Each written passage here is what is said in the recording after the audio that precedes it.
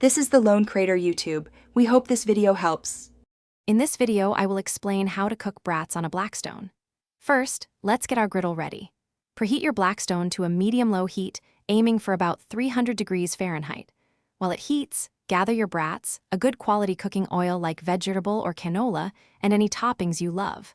Make sure your griddle surface is clean and lightly oiled for the best cooking experience. This preparation ensures a smooth start to your delicious meal. Now that your griddle is hot, it's time to sear those brats. Carefully place each brat directly onto the preheated surface, making sure they have enough space. You'll want to sear them for about 3 to 5 minutes on each side until they develop a beautiful golden brown crust. This crucial step not only adds fantastic flavor, but also helps to lock in all those delicious juices, preventing them from drying out. After searing, we need to ensure the brats cook through without burning. Move your beautifully seared brats to a cooler section of the griddle or place them under a griddle dome.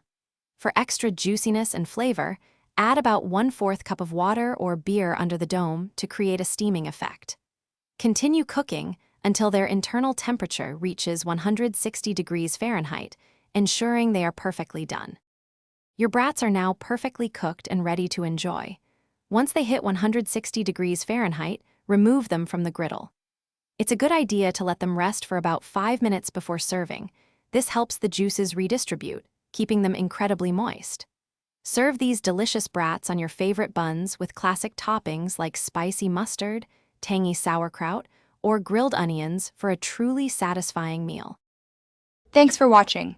Consider subscribing if we helped you.